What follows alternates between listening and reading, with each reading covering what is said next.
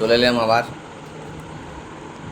প্রথম ইউনিট টেস্টের ইনঅর্গানিক কেমিস্ট্রির শেষ যে চ্যাপ্টারটা রয়েছে সেটা যেন শেষ করে দিই।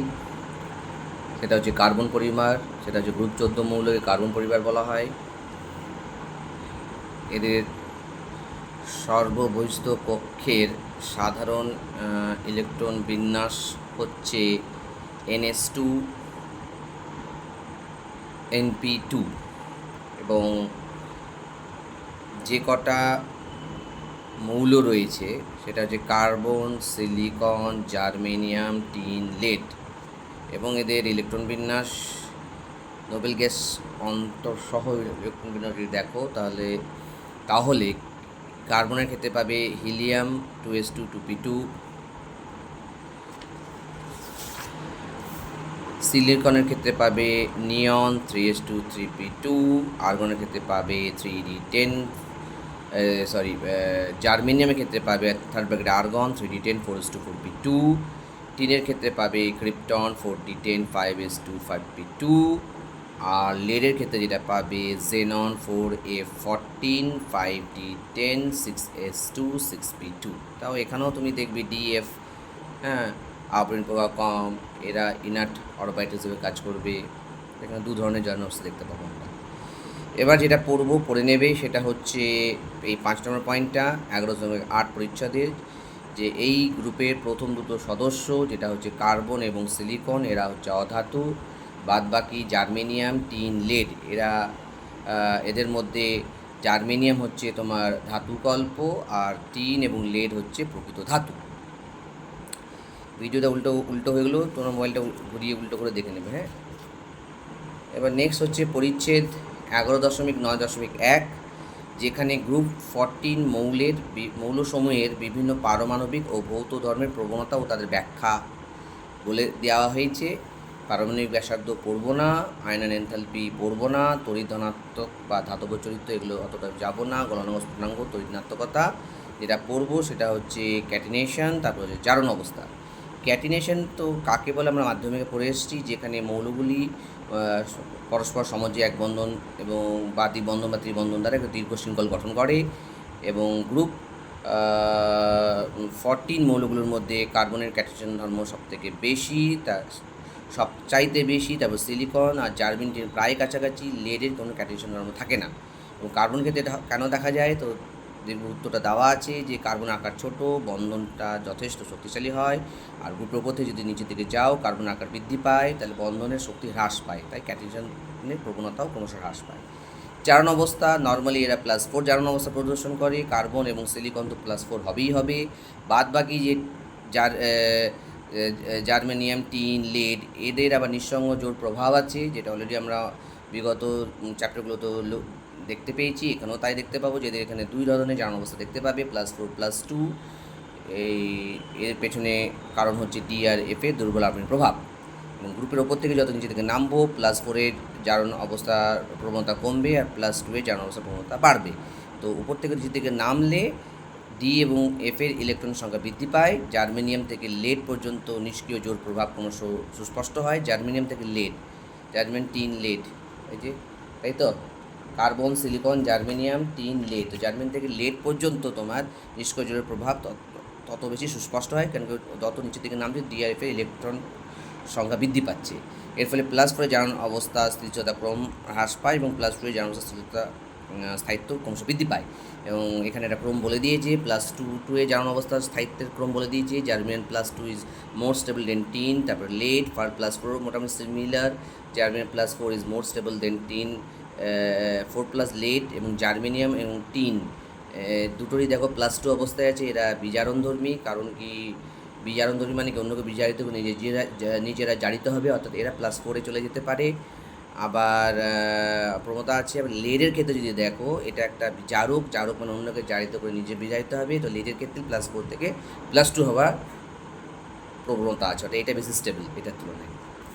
বহুবন্ধন গঠন, তো বহুবন্ধন গঠন নর্মালি কার্বন কী হয়, কার্বন অন্য কার্বনের সঙ্গে অক্সিজেন বা নাইট্রোজেন সবার সঙ্গেই বহু বন্ধন গঠন করতে পারে, এক বন্ধন, দ্বিবন্ধন, ত্রিবন্ধন, বহু বন্ধন গঠনের জন্য কার্বনের 2p অরবিটাল, অক্সিজেন বা নাইট্রোজেনের যে 2p অরবিটাল তার মধ্যে অভিলেপন ঘটে। কিন্তু সিলিকন পরমাণুর ক্ষেত্রে আকার বড়, এদের ক্ষেত্রে 2p হবে না 3p, এদের আকার বলে এখানে সেরকম পাশাপাশি অভিলেপনের অতটা কার্যকরী হয় না, তাই বহু বন্ধন গঠন হয় না। কিন্তু সিলিকনের ক্ষেত্রে বা সিলিকনের পরবর্তী যে মৌলগুলো আছে, সিলিকন, জার্মেনিয়াম, টিন, লেড, এদের ফাঁকা ডি অরবিটাল থাকে, এদের সাহায্যে এরা অক্সিজেন বা নাইট্রোজেনের সঙ্গে বহু বন্ধন গঠন করতে পারে এবং সেটা হয় পি পাই, অর্থাৎ যেহেতু সিলিকন কেন্দ্রীয় পরমাণু হবে, তো সিলিকনের ক্ষেত্রে ডি এবং তার সঙ্গে যদি নাইট্রোজেন বন্ধন করে ডাবল বন্ড অর্থাৎ পাই বন্ড, তো নাইট্রোজেনের ক্ষেত্রে পি অরবিটাল। তো এইভাবে ওরা তোমার নাইট্রোজেন বা অক্সিজেনের পরমাণুর পূর্ণ 2p অরবিটাল এবং সিলিকনের ফাঁকা ডি অরবিটালের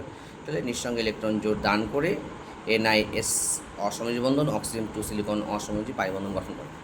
এখানে এরকম একটা প্রশ্ন আসতে পারে যে ট্রাইসিলাইল অ্যামিন ত্রিকোণীয় সমতলীয় কিন্তু ট্রাইমিথাইল অ্যামিন চতুস্তলকীয়।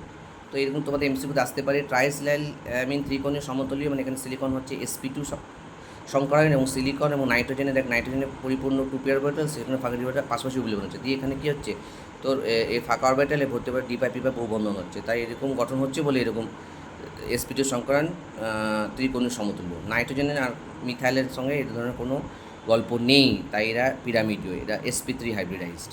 এখানে কোনো কার্বনের কোনো ফাঁকা ডি অরবিটাল নেই, আর নাইট্রোজেনের পরিপূর্ণ 2p অরবিটাল আছে, কিন্তু কার্বনের কোনো ফাঁকা ডি অরবিটাল নেই।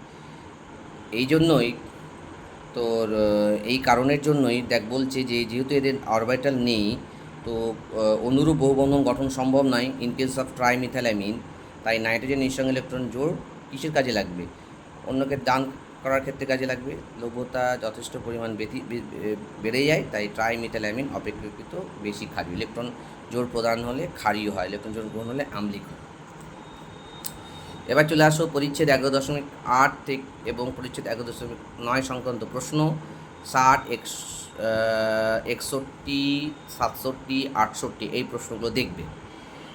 এবার চলে আসি আমরা কার্বন পরিবারের রাসায়নিক ধর্মসমূহ, যৌগের প্রকৃতি প্রথমে যেটা পড়ব 2 নম্বর পয়েন্ট। তো যারা +4 জারণ অবস্থার প্রদর্শন করে সেগুলো মূলত সমযোজী হয়, কারণ কি +4 মানে তার চার্জ বেশি, ক্যাটায়ন ছোট হয় এবং অ্যানায়নের ধ্রুবায়ন যথেষ্ট বেশি হয়, অর্থাৎ এদের এই জন্য সমযোজী। আর +2তে কী হয় বলতো, কেন কি আয়নই হয়, কারণ এদের চার্জ কম হয়, আকার বড় হয়, আর ক্যাটায়ন দ্বারা অ্যানায়নের ধ্রুবায়ন যথেষ্ট কম মাত্রায় হয়। এই প্রশ্নটা আসতে পারে যে SnCl2 কঠিন আয়নীয় যৌগ কিন্তু SnCl4 সমযোজী তরল, আগের প্রশ্ন, এবং এটা কেমিক্যাল বন্ডিংও আমরা পড়েছি ফাজান্স রুলের দিকে, জানো তো। এবং ওপর থেকে নিচের দিকে নামলে, গ্রুপের ওপর থেকে নিচের দিকে নামলে সমযোজী যৌগ গঠনের প্রবণতা হ্রাস পায়, আয়নীয় যৌগ গঠনের প্রবণতা বৃদ্ধি পায়। এবার হচ্ছে জারণ ও বিজারণ ধর্মের প্রবণতা। এবার নিষ্ক্রিয় জোড় প্রভাবটা আমরা কাদের ক্ষেত্রে দেবো, জার্মেনিয়াম, লেড, এদের ক্ষেত্রে নিষ্ক্রিয় জোড় প্রভাব আছে বলে এরা +2 এবং +4 দুটোই জারণ অবস্থা প্রদর্শন করে। যারা +2 জারণ অবস্থা প্রদর্শন করে তারা বিজারক পদার্থ হিসেবে কাজ করে, অন্যকে বিজারিত করে নিজে জারিত করে +2 থেকে +4 হওয়ার প্রবণতা দেখায়। আর যারা +4 অবস্থায় আছে তার জারণার সংখ্যা বাড়ানোর আর জায়গা নেই, তো ইলেকট্রন গ্রহণ করে নিজে বিজারিত হয়, তারা এরা জারক পদার্থ হিসেবে কাজ করে। যেমন জার্মেনিয়ামের ক্ষেত্রে বলে দিয়েছে যে জার্মেনিয়ামের ক্ষেত্রে +4 ইজ মোর স্টেবল, তো জার্মেন +4 যদি স্টেবল হয় তো +2 +4 হওয়ার চেষ্টা করবে, তো +2 লবণগুলো কী হবে, শক্তিশালী বিজারক হবে, অর্থাৎ অন্যকে বিজারিত করবে, ইলেকট্রন নিজে জারিত হবে। আবার টিনও একই স্থানে, এর স্থান এরপরেই। এবার এখানে একটা পয়েন্ট বলে দিয়েছে যে প্রকৃতিতে জার্মেনিয়ামের প্রাচুর্য খুব কম, তাই টিনের লবণই যার সংখ্যা 2, তো বিজারক হিসেবে বেশি ব্যবহৃত হয়। লেডের ক্ষেত্রে উল্টোটা, +2 সর্বাধিক স্থিতিশীল, তার লেড 4 কী হবে, +2 হতে চাইবে, অর্থাৎ ইলেকট্রন গ্রহণ করতে চাইবে, তো লেড 2 কী হবে, জারক হবে, জারক হবে। এবার নেক্সট হচ্ছে অক্সাইডের গঠন। মূলত 2 রকমের অক্সাইড গঠন করে, একটা হচ্ছে মনোঅক্সাইড, একটা ডাইঅক্সাইড। কার্বন ডাইঅক্সাইড হচ্ছে গ্যাসীয়, ঠিক আছে, কিন্তু অন্যান্য ডাইঅক্সাইডগুলি কেলাস আকার কঠিন, এবং কার্বন ডাইঅক্সাইড গ্যাসীয় কারণে কার্বন অক্সাইডের মধ্যে পি পাই বন্ধন আছে এবং স্থায়িত্ব বেশি, একক অনুরূপে অবস্থান করে, তার জন্য গ্যাসীয়। সিলিকনের ক্ষেত্রে এইটা হয় না, এই পি পাই যত স্ট্রং হয় না, কারণ কি সিলিকন তো পি বলতে 3p, তো ওই অবিলুপ্তের মাত্রা অতটা স্ট্রং হয় না। তো এটা কী করে বলতো, এরকম অক্সিজেনের সঙ্গে আমরা সিলিকন যদিও 4, তো সিলিকন কী করে, এরকম অক্সিজেনের সঙ্গে ডাবল বন্ড না করে আরও দুটো অক্সিজেনের সঙ্গে সিঙ্গেল বন্ড ফর্ম করে এবং বড় আকারের ক্লাস 3 ডাইমেনশন নেটওয়ার্ক স্ট্রাকচার অর্থাৎ চতুস্তলকীয় গঠন করে, বুঝলি তো, কঠিন অবস্থায় থাকে। প্রতিটি সিলিকন পরমাণু 4টা অক্সিজেন পরমাণুর সঙ্গে চতুস্তলকীয়, যেটা লেখাই আছে। আবার এখানে একটা জিনিস পড়বি, সেটা হচ্ছে রেড লেড, যেটাকে ট্রাই লেড টেট্রাঅক্সাইড বলা হয়। এটা লেড অক্সাইড, যেটাকে লিথার্জ বলা হচ্ছে, তাকে অতিরিক্ত বায়ুতে 673 কেলভিন উষ্ণতায় যদি উত্তপ্ত করিস, তাহলে এটা রেড লেড বা ট্রাই লেড টেট্রাঅক্সাইড পাওয়া যায়।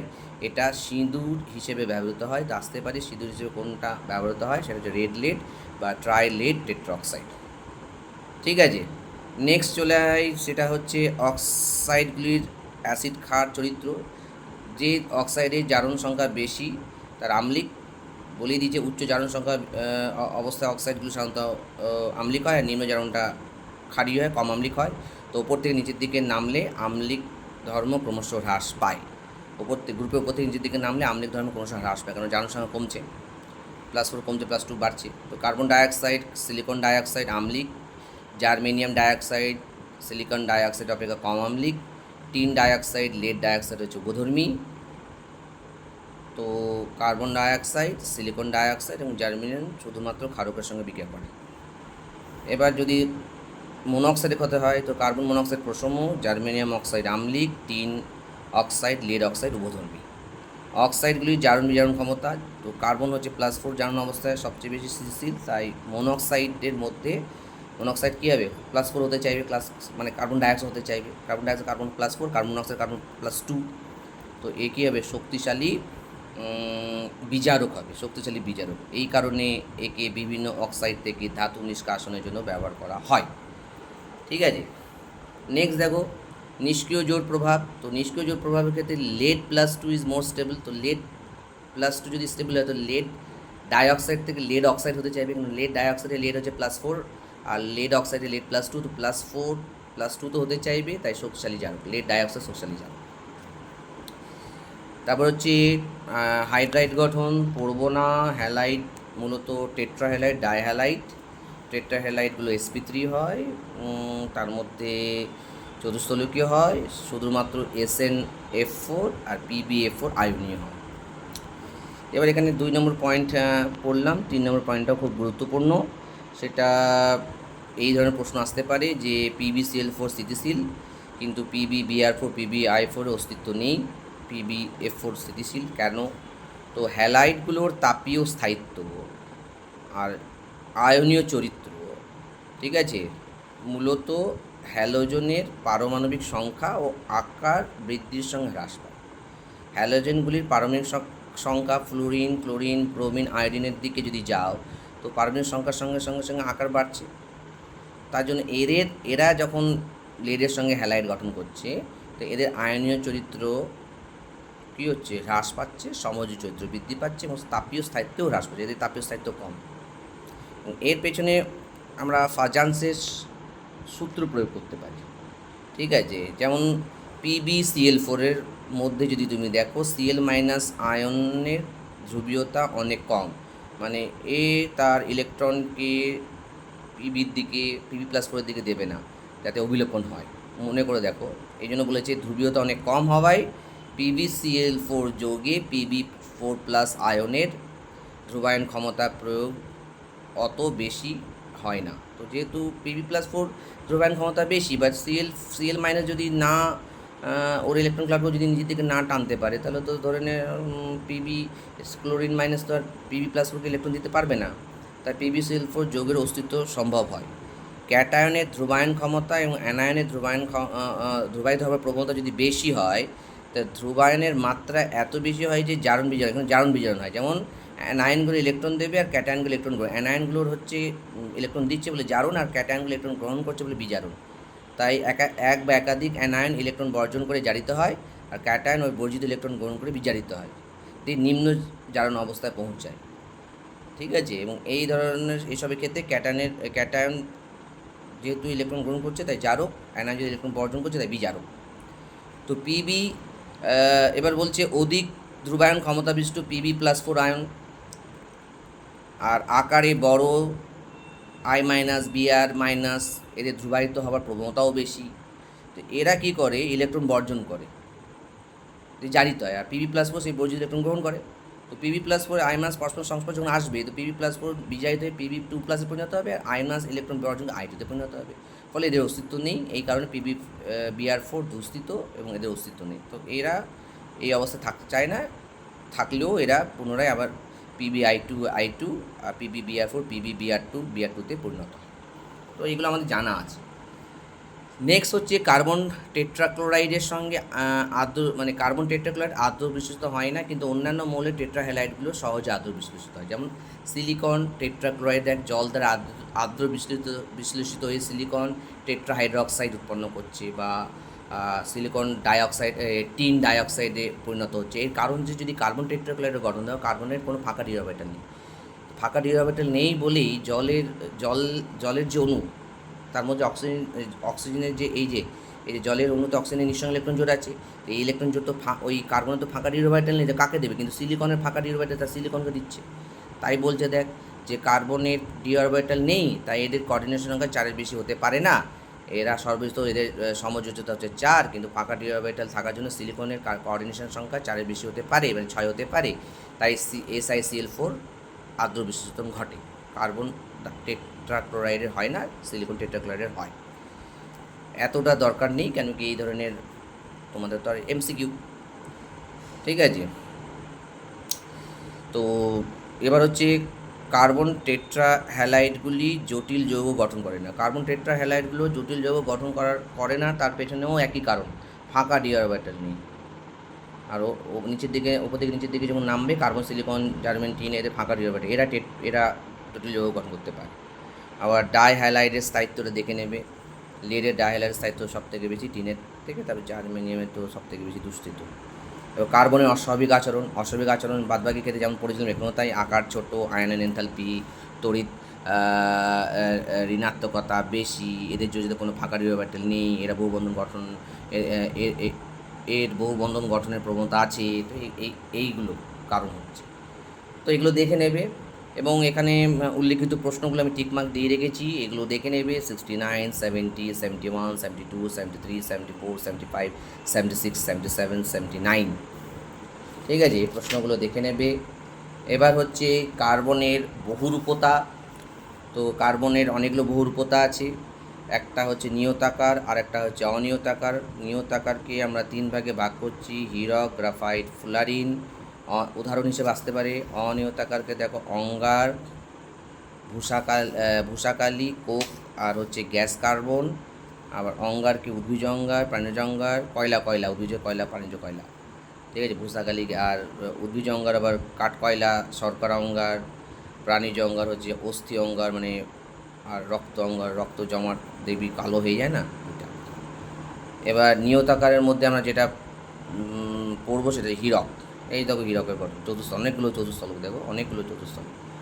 একটা কার্বন 4টে কার্বনের সঙ্গে চতুস্থল করে sp3 হাইব্রিডাইজ, এরকম 3 ডাইমেনশনে এটা পরস্পরের সঙ্গে যুক্ত হয়। বৌদ্ধ ধর্ম পড়বে, কি পড়বে? পুরোটাই পড়বে। যে কটা পয়েন্ট আছে সেটা হচ্ছে বিশুদ্ধ অবস্থায় হীরক বর্ণহীন বা হলুদ রঙের স্বচ্ছ কেলাসিত কঠিন পদার্থ। কঠিনের দিক থেকে হীরকের স্থান দ্বিতীয়, B4C, ঠিক আছে। এরপরে কার্বনের রূপভেদগুলির মধ্যে এটা সবচেয়ে ভারী। হীরকের প্রতিসরাঙ্ক খুব বেশি, এই জন্য যখন এর ভেতর দিয়ে আলো প্রবেশ করে না, ওর আলোগুলো কী হয়, অসংখ্যবার আভ্যন্তরীণ পূর্ণ প্রতিফলন হয়, তাই খুব উজ্জ্বল এবং দ্যুতিময় দেখায়। আর এক্স রশ্মি খাঁটি হীরকের মধ্যে দিয়ে অতিক্রম করে, কিন্তু নকল হীরক বা কাঁচের মধ্যে দিয়ে অতিক্রম করে না। এখান থেকে আমরা খাঁটি হীরক আইডেন্টিফাই করতে পারি। এবার হীরক তাপের সুপরিবাহী, কিন্তু তড়িতের কুপরিবাহী। এটি উচ্চ গলনাঙ্ক বিশিষ্ট। Every point important. রাসায়নিক ধর্মের মধ্যে এই 2 নম্বর পয়েন্টটায় পড়ব। বায়ুর অনুপস্থিতিতে উচ্চ তাপে হীরক গ্রাফাইটে পরিণত হয়। এছাড়া যেটা আমরা পড়ব, হীরকের গঠন। এই দেখো গঠন, ইচ অ্যান্ড এভরি পয়েন্ট তোমাকে পড়ে নিতে হবে। এখানে 1 থেকে 6 অবধি পয়েন্ট দেওয়া আছে। প্রথম দেওয়া হচ্ছে যে হীরকের কেলাসের প্রত্যেকটা কার্বন হচ্ছে sp3 সংকরিত, এবং একটা কার্বন এরকম 4টে কার্বনের সঙ্গে চতুস্থলিক সমযোজী এক বন্ধন গঠন করছে, এবং এদের বন্ধনকোণ 109 ডিগ্রি 28 মিনিট, বন্ধন দূরত্ব 1.54 অ্যাংস্ট্রম, এবং এরকম চতুস্থল অনেকগুলো চতুস্থলকের লোক ত্রিমাত্রিকভাবে বিন্যস্ত হয়ে ম্যাক্রোমলিকুল অতিকায় অণু গঠন করছে। এরকম গঠনের ফলে কার্বন পরমাণুগুলির মধ্যে এই যে শক্তিশালী বন্ধন গঠন হয় এবং এদেরকে ভাঙলে প্রচুর পরিমাণ শক্তির প্রয়োজন হয়, তাই এরা অত্যন্ত কঠিন পদার্থ, এদের গলনাঙ্ক সুউচ্চ, ঠিক আছে। এবং হীরকের যদি গঠন দেখো, প্রত্যেকটা কার্বনের 4টে যোজ্যতা ইলেকট্রন সমযোজবন্ধন গঠন, আলাদা কোনো মুক্ত ইলেকট্রন থাকে না, তাই তড়িৎ পরিবহন করে না বা তাপ পরিবহন করে। কেন কি এর তাপ পরিবহন ক্ষমতা যে কোনো পদার্থের চেয়ে বেশি, কারণ বলছে এদের গঠনাকৃতি এরকম যে এরা তাপীয় গতি ত্রিমাত্রিকভাবে অতি দ্রুত সহজে বিস্তার লাভ করে, এদের খুব দ্রুত তাপ বিস্তার লাভ করে। হীরকের কেলাসে কার্বন পরমাণু সমযোজবন্ধনের দূরত্ব দূরত্ব যদি দেখো 1.54 অ্যাংস্ট্রম অবস্থান করে এবং গ্রাফাইটের মতো বিভিন্ন দূরবর্তী সমতায়, যেমন এখানে এরকম একটা চেন, মানে এরকম একটা জালক, এখানে যেমন শিট লাইক স্ট্রাকচার এবং এরকম বিভিন্ন স্তর আছে, তাই হীরক গ্রাফাইটের চেয়ে বেশি ঘন, মানে এর ঘনত্ব গ্রাফাইটের চেয়ে বেশি, ঠিক আছে। বাবা রে, এবার চলে আসো গ্রাফাইটের ভৌত ধর্ম পড়বে। ধাতব উজ্জ্বল বিশিষ্ট গাঢ় ধূসর বর্ণের অস্বচ্ছ নরম ও পিচ্ছিল কেলাসাকার পদার্থ। হীরক অপেক্ষা হালকা, তাপ ও তড়িতে সুপরিবাহী। রাসায়নিক ধর্মের মধ্যে 3 আর 5 আর 6 পয়েন্ট নম্বর পড়বে, যেটা 2 নম্বর পয়েন্ট পড়বে, যেখানে বলে দেওয়া হয়েছে যে 500 ডিগ্রি সেলসিয়াস উষ্ণতায় এটা ফ্লোরিনের সঙ্গে বিক্রিয়া করে কার্বন টেট্রাফ্লোরাইড উৎপন্ন করে। এটা গ্রাফাইট ফ্লোরাইড নামে পরিচিত। এই যৌগটি তড়িৎ অপরিবাহী, তো এটা আসতেই পারে। আবার সামান্য ক্যালসিয়াম ক্লোরাইড KClO3 মিশ্রিত নাইট্রিক অ্যাসিড ও সালফিউরিক অ্যাসিড গ্রাফাইটকে উত্তপ্ত করলে সবুজাভ হলুদ বর্ণের কঠিন গ্রাফাইটিক অ্যাসিড, এর সঠিক সংকেত এটা নয়, তবু এটাই এখন ধরে নেওয়া হয়েছে C11H4O5। এই পরীক্ষায় গ্রাফাইট শনাক্ত করা যায়, হীরক এই বিক্রিয়া দেয় না, গ্রাফাইট দেয়। তো এইভাবে আমরা হীরক এবং গ্রাফাইটের মধ্যে আইডেন্টিফাই করতে পারি। আর গ্রাফাইটের সম্পূর্ণ জারণের ফলে বাদামি বর্ণের ম্যালিটিক অ্যাসিড উৎপন্ন করে। এই সংকেত C6 ব্র্যাকেটে CH দিয়ে হলো 6। গ্রাফাইটের গঠন ও ভৌত ধর্ম। গ্রাফাইটের গঠন যদি দেখো, তো এখানেও একটা কার্বন দেখো, ভালো গঠনগুলো দেখো, এখানেও বলেছে যে গ্রাফাইটের ক্লাসে প্রত্যেকটা এখানে কার্বনটা sp3 নয়, হ্যাঁ, এবং একটা কার্বন 3টে কার্বনের সঙ্গে এইভাবে একটা ষড়ভুজ আকার দিয়ে এবং বৃহদাকার, অনেকগুলো ষড়ভুজাকার বৃহদাকার সমতল স্তর গঠন করে, যা দেখতেই পাচ্ছ। sp2 একটা কার্বন 3টে কার্বনের সঙ্গে দিয়ে এরকম পরপর এরকম একটা ষড়ভুজ হয় এবং অনেকগুলো ষড়ভুজ একটা স্তর পরপর স্তরগুলো থাকে, হয়ে গেলো তো। এবং এদের মধ্যে দূরত্ব বেশি, তাই এদের ঘনত্ব কম।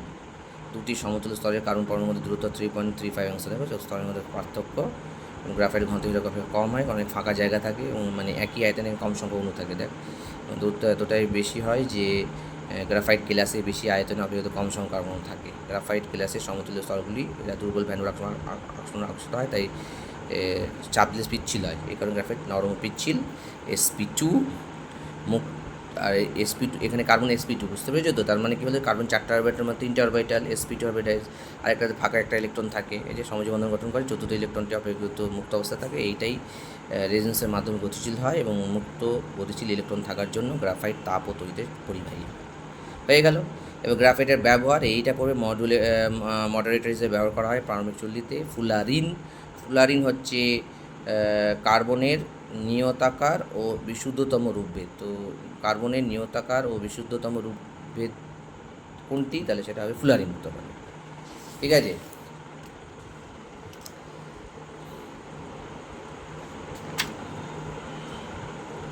ফুলারিন, দেখো ফুলারিনের গঠন, দেখো এরকম বলের মতো হয়। নর্মালি দেখো ফুলারিনের গঠন CN দিয়ে ডিনোট করা হয় এবং N এর মান জোড় সংখ্যা হবে 30 থেকে 100, এবং এদের মধ্যে দেখবে ষড়ভুজ আর পঞ্চভুজ, ঠিক আছে, পঞ্চভুজ আকার ষড়ভুজ আকার থাকে। কটা ষড়ভুজ আকার থাকবে তার ফর্মুলা বলে দিয়েছে, n/2 - 10, তাহলে C60 যদি হয় 60/2 - 10 মানে হচ্ছে 20টা। ফুলারিন 60, এর মধ্যে 20টা, এটা ফুটবলের মতো হয়, তার মধ্যে 20টা ষড়ভুজ হবে আর 12টা পঞ্চভুজ হবে এবং sp2 সংকরায়িত, এইটা পড়বে। প্রকৃতপক্ষে অণুটি নন অ্যারোমেটিক হয়। ফ্লোরিনের প্রত্যেকটা কার্বন পরমাণু 2টি প্রত্যেকটা কার্বন পরমাণু দুটো C6 ষড়ভুজ আর একটা C5 পঞ্চভুজে সংযোগস্থলে অবস্থিত। প্রত্যেকটা কার্বন পরমাণু, এই যে প্রত্যেকটা কার্বন দুটো ষড়ভুজ আর একটা পঞ্চভুজে সংযোগস্থল থেকে প্রত্যেকটা। ফ্লোরিন 70, এটা রাগবি বলের মতো হয়। এর মধ্যে 25টা ষড়ভুজ বিশিষ্ট তল আর 12টা পঞ্চভুজ বিশিষ্ট তল থাকে। ধর্ম পড়বে ফ্লোরিন অতি পরিবাহী সেমিকন্ডাক্টর এবং অধ্রুবীয় ফ্লোরিন ব্যবহারের মাধ্যমে এইডস নিরাময়ের এক উজ্জ্বল সম্ভাবনা সৃষ্টি হয়েছে। এবার চলো চারকোলটা দেখে নেবে। তৈরিটা ওই একটা বদ্ধ পাত্রের মধ্যে চিনি নেবে, তার সঙ্গে গাঢ় সালফিউরিক অ্যাসিড দেবে, গরম করলে এবং কালো হয়ে যায়, জল নিরুদ্ধ হয়ে যায়, শর্করা অঙ্গার বলে এটাকে, চিনি। আর এখানে কিছু দেখা দরকার নেই। সক্রিয় অঙ্গার, গ্যাস অধিশোষণের ক্ষমতা সাদা অঙ্গার চেয়ে অনেক বেশি, এইটুকু পড়বে। তারপর চলে আসো অঙ্গারের রাসায়নিক ধর্ম, তার মধ্যে এই পয়েন্টটা পড়বে। কার্বন সালফারের সঙ্গে কার্বন ডাইসালফাইড, এই দুটো কঠিন। কার্বন ডাইসালফাইড হচ্ছে তরল। এই যে কার্বন ডাইসালফাইড উৎপাদনে বিক্রিয়াটি দুটি কঠিন পদার্থ কার্বন আর সালফার সংযোগে একটা তরল পদার্থ কার্বন ডাইঅক্সাইড উৎপন্ন হওয়ার উদাহরণ। আর কি পড়বে সেটা হচ্ছে সিলিকন ও কোক চূর্ণের মিশ্রণ। সিলিকা, এই হচ্ছে সিলিকা ও কোক চূর্ণের মিশ্রণ বৈদ্যুতিক চুল্লিতে 1500 থেকে 2000 ডিগ্রি সেলসিয়াস তাপমাত্রায় যদি উত্তপ্ত করো, সিলিকন কার্বাইড SiC উৎপন্ন হয়। এটি কালো, উজ্জ্বল ও খুব কঠিন পদার্থ। একে কার্বোরান্ডাম বলে। ধাতুর পালিশের কাজে এটি ব্যবহৃত হয়। তো এটা পড়বে, ইম্পর্টেন্ট। তারপর শ্বেততপ্ত অঙ্গারের উপর দিয়ে যদি স্টিম চালনা করা হয় তাহলে এটা সম আয়তন কার্বন মনোক্সাইড আর হাইড্রোজেনের মিশ্রণ পাওয়া যায়। এই কার্বন মনোক্সাইড আর হাইড্রোজেনের মিশ্রণকে ওয়াটার গ্যাস বলে। বুঝতে পেরেছ তো? নেক্সট যদি চলে আসো, সেটা হচ্ছে যে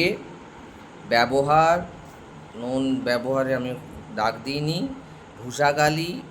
এটা হচ্ছে কার্বনের অনিয়তাকার রূপভেদগুলির মধ্যে ঝুল বা ভূষাকালি হচ্ছে বিশুদ্ধতম।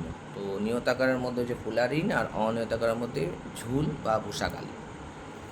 তারপর Coke, gas carbon, hard Coke ধাতু নিষ্কাশনে বিজারক রূপে আর জ্বালানি হিসেবে, আর সফট কোক জ্বালানি রূপে ব্যবহৃত হয়।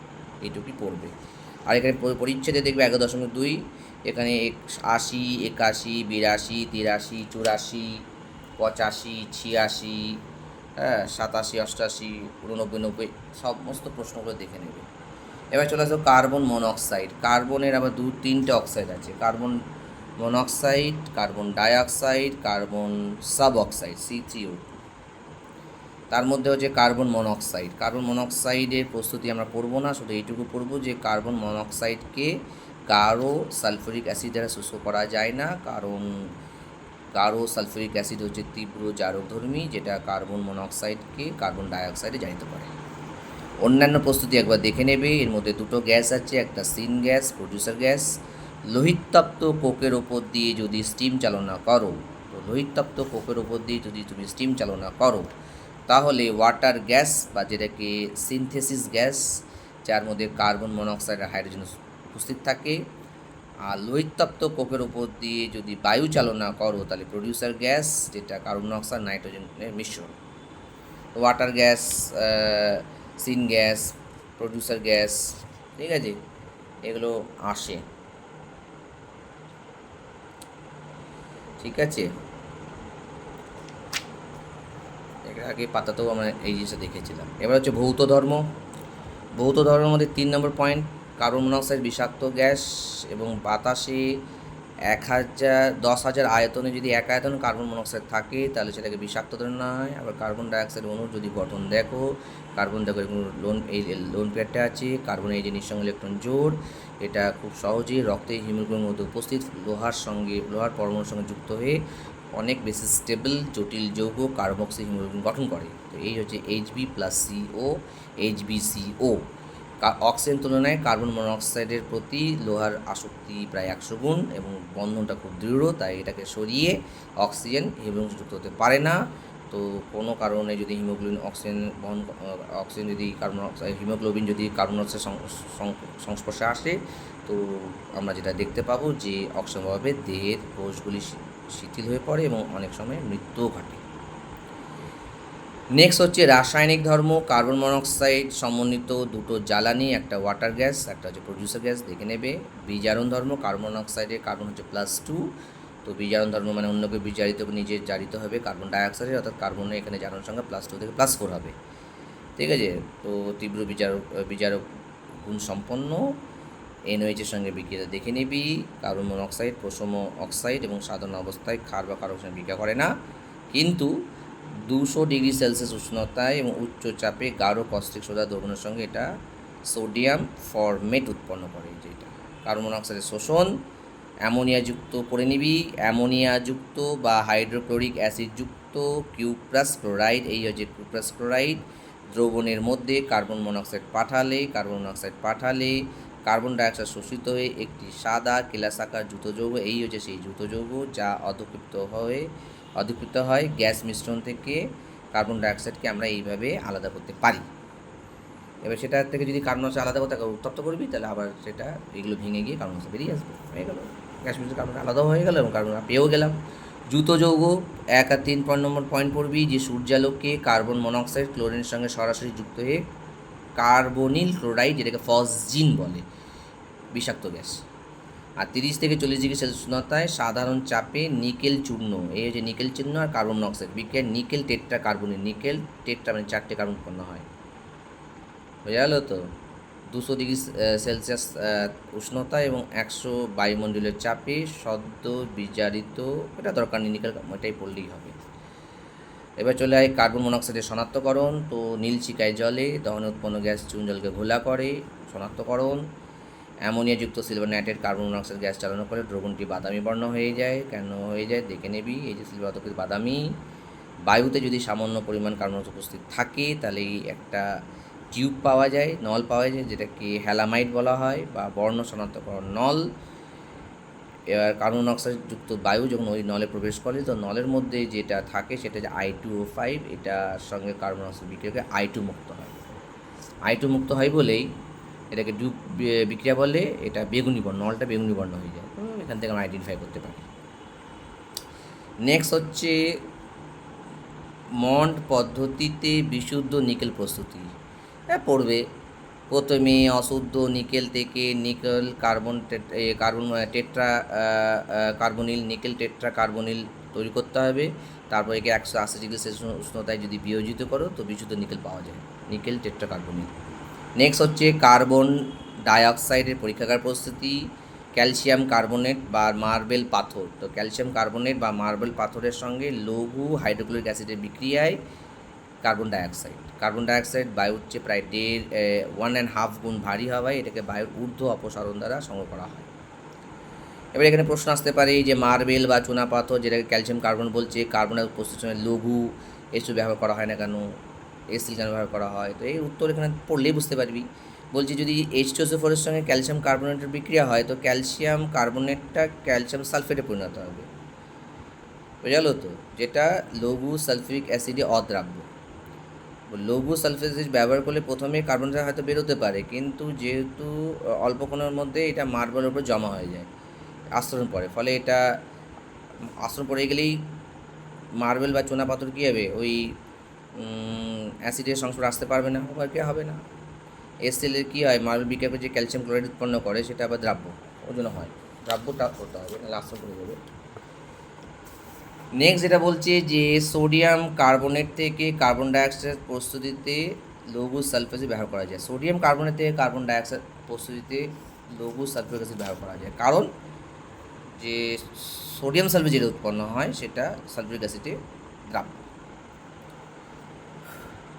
নেক্সট হচ্ছে অন্যান্য পদ্ধতি, সেটা হচ্ছে সরাসরি কার্বনেটকে উত্তপ্ত করলেও কার্বন ডাইঅক্সাইড পাওয়া যায়। এই যে দেখ বলেছে 1000 ডিগ্রি সেলসিয়াস উষ্ণ তাপমাত্রায় চুনা পাথরকে তাপ বিয়োজিত করলে কার্বন ডাইঅক্সাইড শিল্প উৎপাদন করা হয়, আর এখানে পড়া দরকার নেই। ভৌত ধর্মের মধ্যে 3 নম্বর পয়েন্ট পড়বে, ওই যে শুষ্ক বরফ পড়বে। এটা আমি আর বললাম না, এটা জলে অতিমাত্রায় দ্রবণীয়, দেখে নেবে। রাসায়নিক ধর্মের মধ্যে কার্বন ডাইঅক্সাইড বলছে নিজে দাহ্য নয় এবং জ্বলতেও সাহায্য করে না, এবং বায়ুর অপেক্ষা ভারী বলে কোনো জ্বলন্ত বস্তুর উপর যদি ফেলে দেওয়া হয়, মানে কার্বন ডাইঅক্সাইড দেওয়া ওপর যদি পড়ে, তাহলে ওটা ওর ওপর মানে বায়ুর চেয়ে ভারী, তো বস্তুর উপর পড়লে কী হবে, বস্তুর বায়ুকে সরিয়ে দেবে, যে বায়ু অপসারণ করে, ফলে জ্বলন্ত বস্তুর সঙ্গে বায়ুর অক্সিজেনের কোনো সংযোগ ছিন্ন হয়ে যায়, আগুন নিভে যায়। তো কার্বন ডাইঅক্সাইড পূর্ণ গ্যাস জারে জ্বলন্ত পাটকাঠি প্রবেশ করলে তা নিভে যায়, কিন্তু জ্বলন্ত ম্যাগনেসিয়াম বা সোডিয়াম প্রবেশ করলে আবার জ্বলতে থাকে। এবার প্রশ্ন হচ্ছে যে কার্বন মনোক্সাইড তো জ্বলতে সাহায্য করে, জলে কী করে? তো যেটা বলতে চেয়েছে যে কার্বন ডাইঅক্সাইড যখন ম্যাগনেসিয়ামের সংস্পর্শে আসে, ঠিক আছে, তো ম্যাগনেসিয়াম অক্সাইডে কার্বন উৎপন্ন হয়, আর সোডিয়ামের সংস্পর্শে যখন আসে তাহলে সোডিয়াম অক্সাইড কার্বন উৎপন্ন হয়।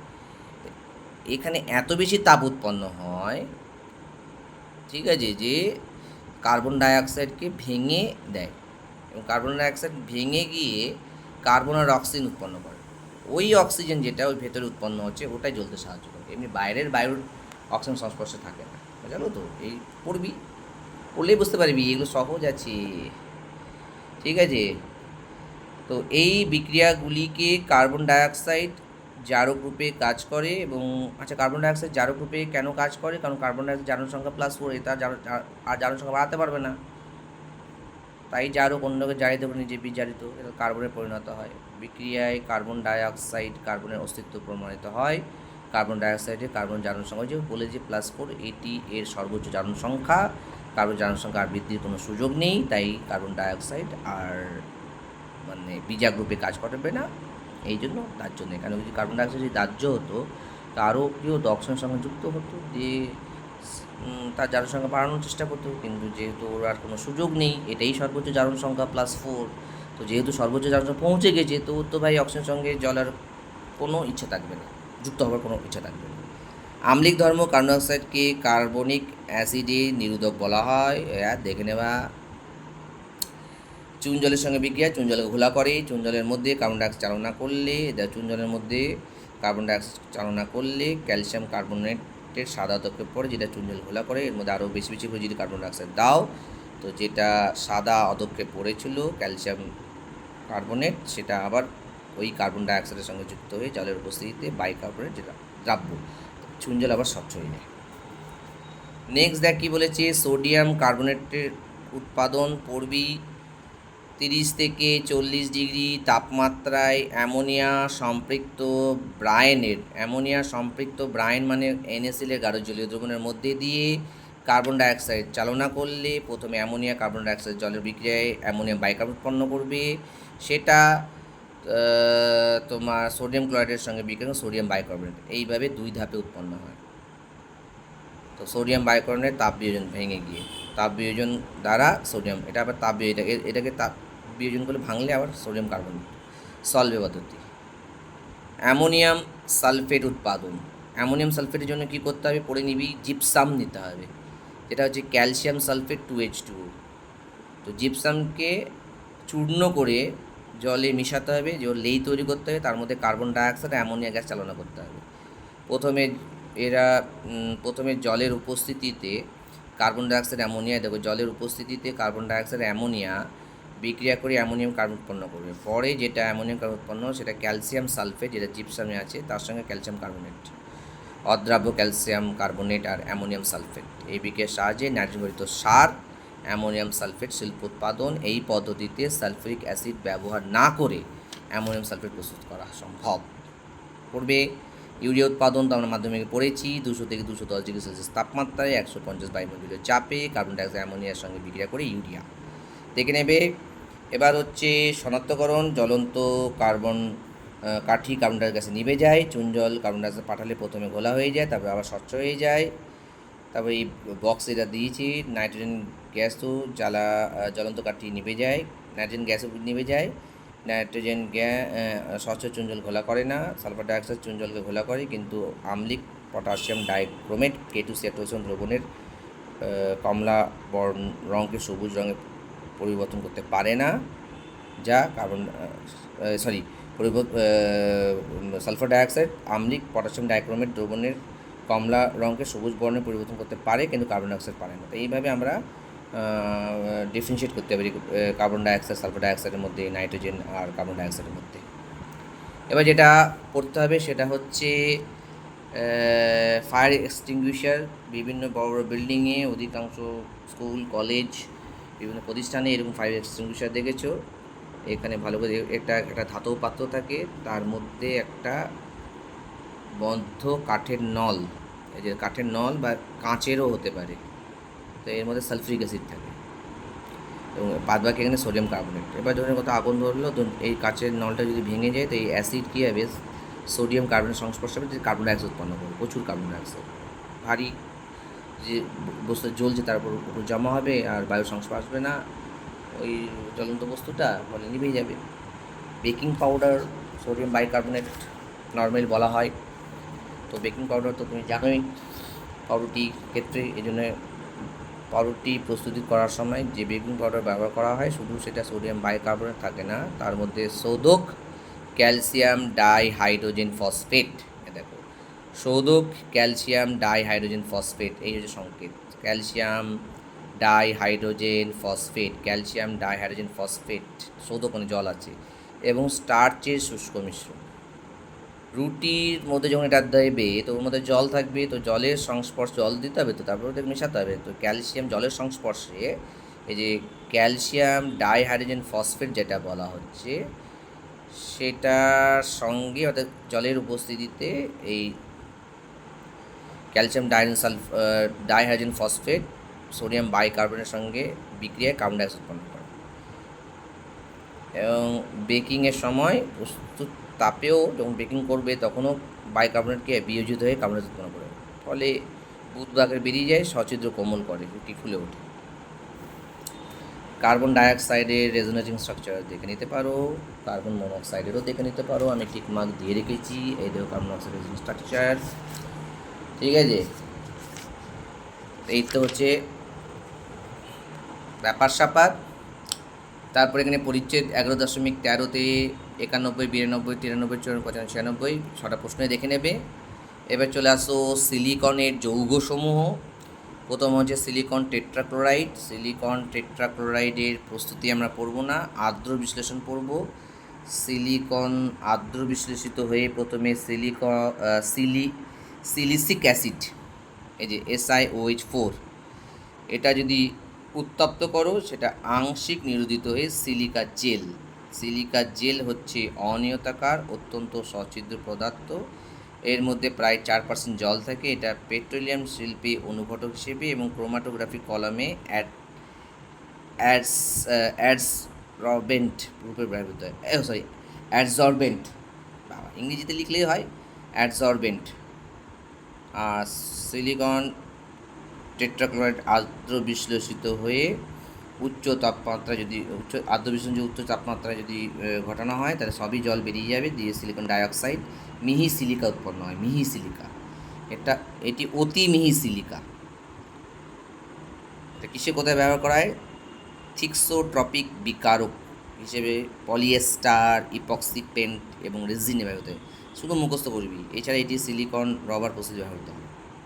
নেক্সট চলে যায় বিজারণ। সিলিকন টেট্রাক্লোরাইড হাইড্রোজেন দ্বারা বিজারিত হয়ে সিলিকন, শুধু সিলিকন।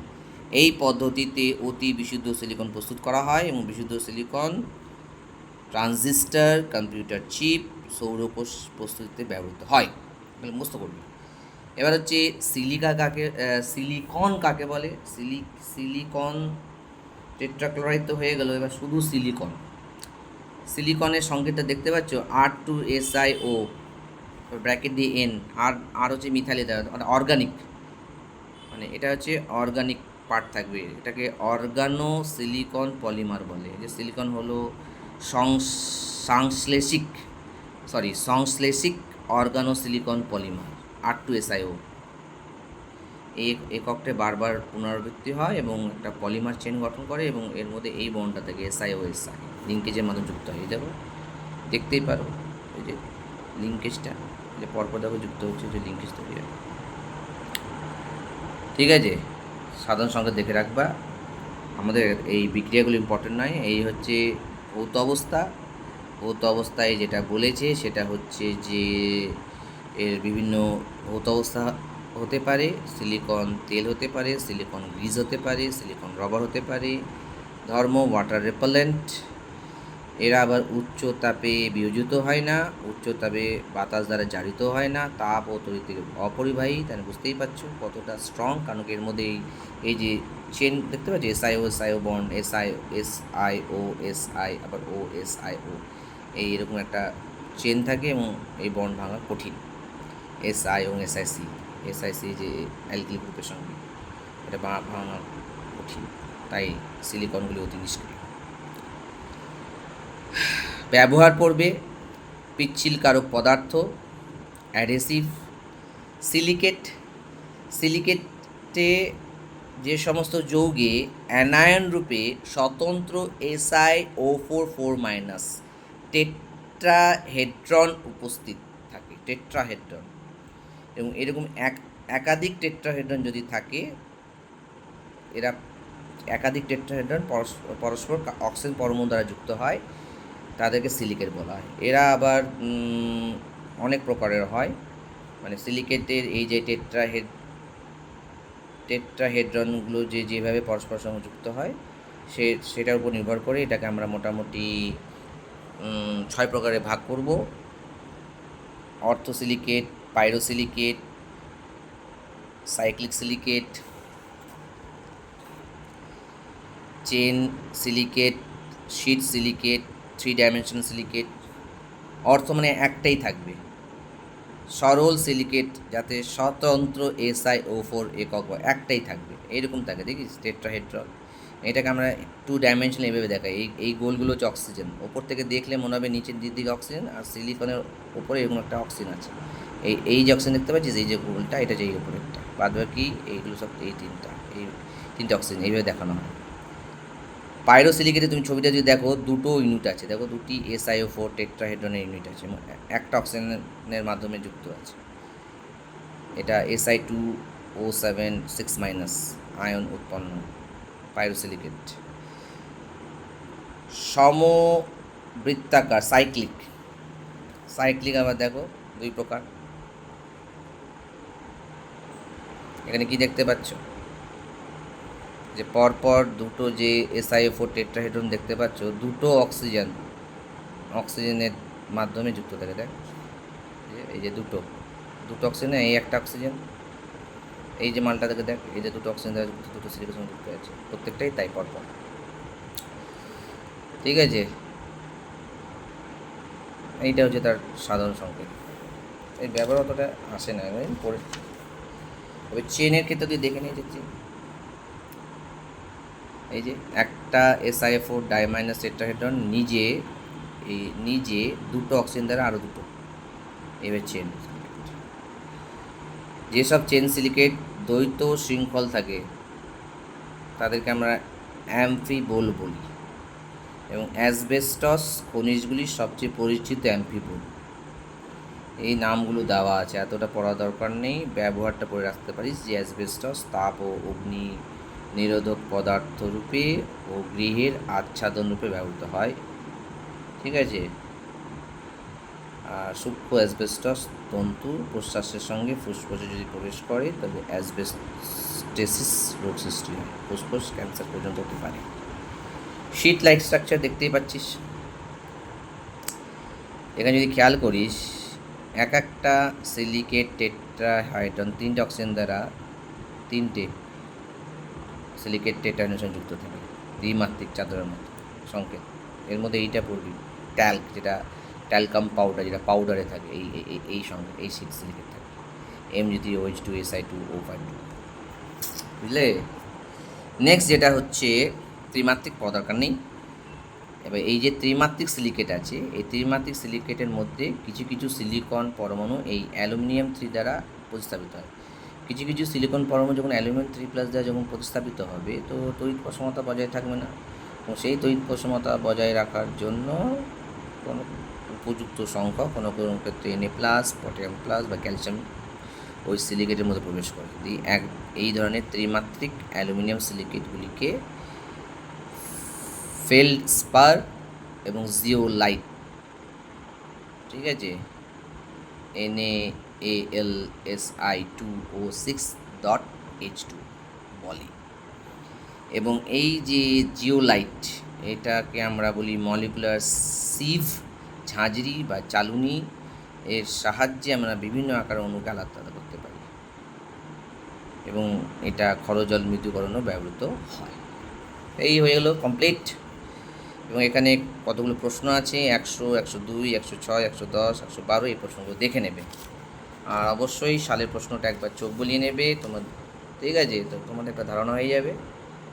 তো মোটামুটি ইনঅর্গানিক আমাদের কমপ্লিট, আর সেরকম কিছু করার দরকার নেই। আছে তো প্রচুর প্রশ্ন, এত তো যদি পড়তে পারো তো খুবই ভালো হয়, বাট ঠিক আছে, ইটস ওকে, যেটুকু আছে তার মধ্যেও হয়ে যেতে পারে যদি ঠিকঠাক পড়ো, ঠিক আছে? তো ঠিক আছে তাহলে, ওকে।